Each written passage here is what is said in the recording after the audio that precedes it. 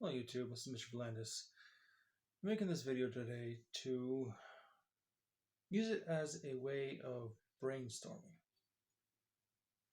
As you guys know, I am in the process of making another book that I will hopefully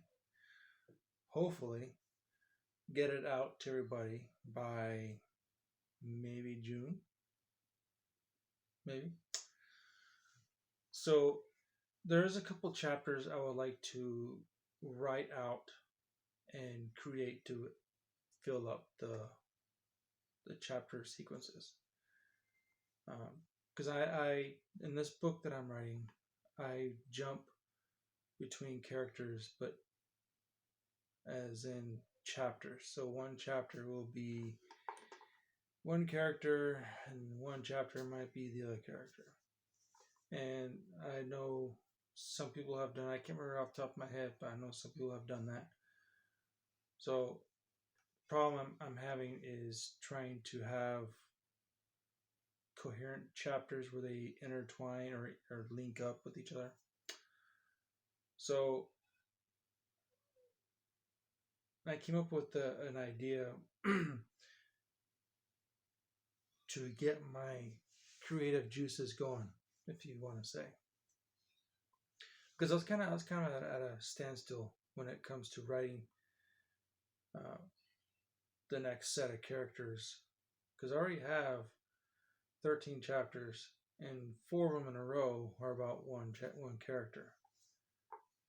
So the premise is, just to give you a little background, the premise of this book is the dragon finally wakes up, and he is not so much hungry as to eat food, but hungry to find the power that he's seeking. And he is gonna use his pawns to do so. He's not a dark lord. He's not a big baddie. He's just a guy who's out to get what he wants, and he doesn't care who he hurts. So there's the people who fight against him, who are my main characters. So he wakes up in this book, and he is sending his minions out and using the Aeolian Empire, their dilapidated empire, using the political system there to gather more followers for him so he can get his goals. So the heir to the kingdom returns. His name is Draku, and he's a half elf that grew up on a different continent. So he returns to his father's kingdom, and he has to prove his right to be the king of the Elven clans there. And Draku does come in contact with Ivar. In the first book that I've showed you, he does come in contact with him. So in this book, I continue where I left off on the first one. They are separated, and through a portal, Draku and 4 others are transported to Aeolin, and Ivar is stuck where they started off with. So they're separated. That's where it comes into me having separate chapters for each person, describing their adventures separately. So I've written several chapters in a row about Ivar and his trial. He does meet up with his love interest, and he let's not do spoilers. But anyway,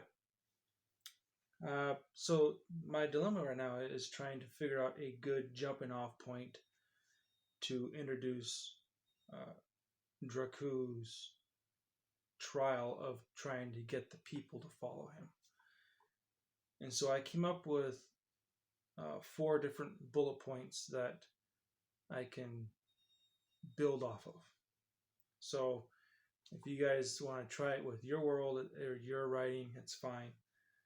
So one of the bullet points I used is place or location. Place, location, same thing. And I want to have Dracu travel north to the castle of Orleans, which is a trading hub for most of the empire. So he's going to go Castle Orleans, and I wrote down 3 characters, named 3 characters in this little chapter I'm writing. So I wrote down the names Sturgrid, Dracu, and Mordeven. So those 3 characters are going to be part of this chapter. And I wrote down occupation, like what is their occupation of the 3 characters. One is a beggar, one's a merchant, and of course one's a prince/king. And what is the event that brings it all together to create the chapter? And I put parade, because there's people that are happy he is returning, and there are people, of course, like always, not happy that he's returning. So the idea that I'm juggling around in my brain is I start the chapter off with Sturgrid. He's a beggar, and he is going around, as beggars do, go to their spots and they ask for money or for help or for food, and they beg.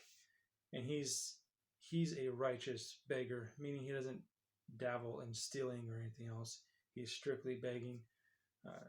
He's injured, a veteran, and he needs help paying for his home and his kids and his wife. His wife's sick. So Mordevan would be a merchant who doesn't like seeing Sturgrid all the time walking down the street. He feels offended at the fact that there's a beggar, homeless person, a vagrant walking around. And so I'm going to have it to where Mordevan approaches Sturgrid and tries to hurt him or try to shoot him away. And in the process, the scuffle kind of spills over into a ongoing parade. And that's one of the reasons why Sturgrid is going down this road, passing Mordevan's shop, because the parade's there, and he wants to see who's coming to town. And that's when he comes across Mordevan. Dracu's passing at the same time. Mordevan is hitting him with his own cane. Dracu jumps off his horse, pushes through the crowd, and stops him.